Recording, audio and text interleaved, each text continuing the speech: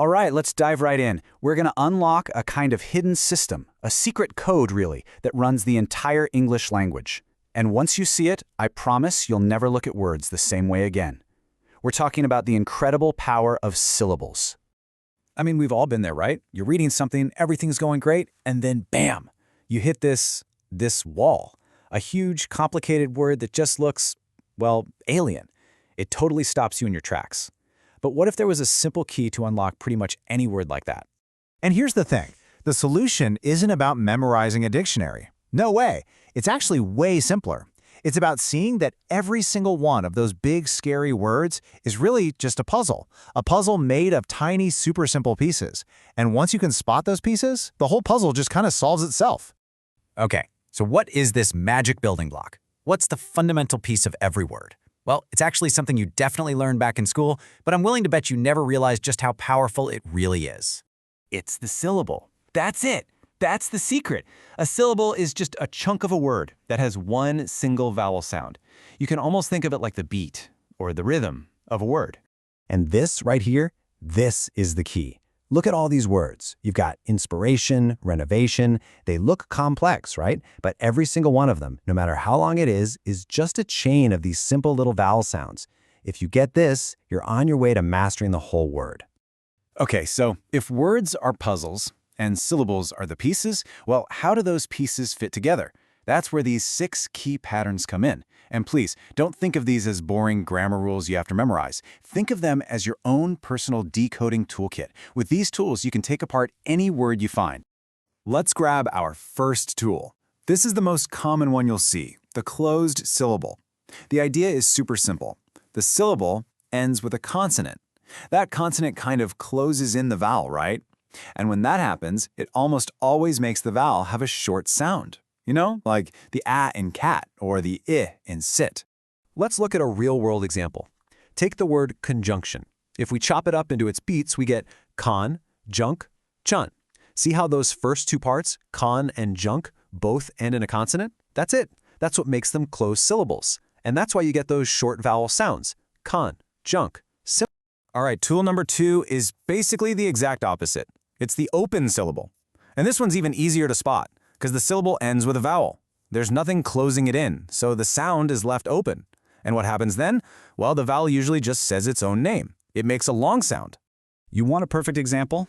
Think of potato. Let's sound it out. Po, ta, to. Hear that? The first 2 syllables, po and ta, end right on the vowel sound. And you can hear it. They're long vowels because they're open syllables. It really is that straightforward. Okay, our third tool is one you probably remember from school. We used to call it the magic E or the silent E rule. The fancy name is vowel consonant E or VCE, but the idea is the same. You have that silent E at the end of the syllable, and its whole job is to jump over the consonant and make the vowel before it say its name, make it long. Check out the word invite. The second part is vite. Now, think about it. If you took away that E, you'd have vit, which would be a closed syllable with a short I sound.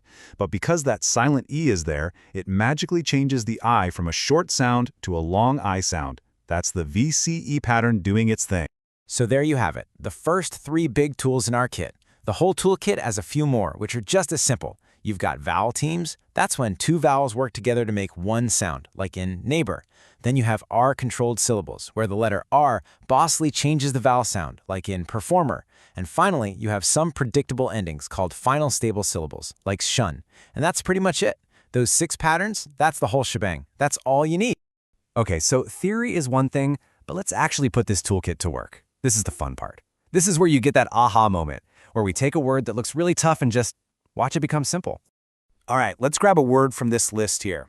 Let's see. Ooh, how about indignant? That looks kind of tricky, right? It's got 3 syllables. That G in the middle could be weird. It looks a little intimidating, but let's not guess. Let's use the toolkit. Okay, step 1. Find the beats. In, dig, nant. Easy enough. Now, let's look at each piece. In ends with an N, a consonant, so that's a closed syllable.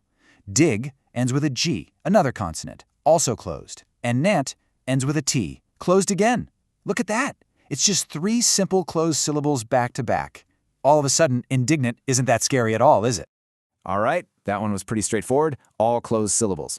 Let's try one that mixes and matches a couple of tools from our kit. How about the word compensate? We're going to do the exact same thing. First, break it down. Com-pen-sate. Now let's identify what we've got. Com, that's a closed syllable. Pen, another closed syllable. But what about that last part? Sate. Aha! There it is. That's our VCE pattern, our magic E at work. So this word is just a combination of two of our tools. See? It's totally predictable once you know what to look for. So, why are we doing all this? What's the big deal? Well, because this isn't just some neat trick for a spelling bee. This is a legitimate, practical superpower you can use every single day. And it's going to give you a huge boost of confidence.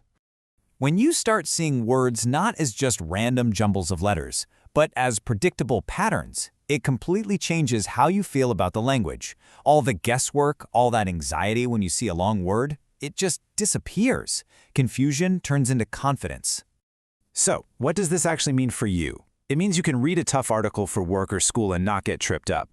It means you can fire off an important email and know you spelled a word like compensate right without even thinking about it. It means when you're in a meeting and see an unfamiliar name or a technical term, you have a system for figuring out how to say it. You're not guessing anymore, you're decoding.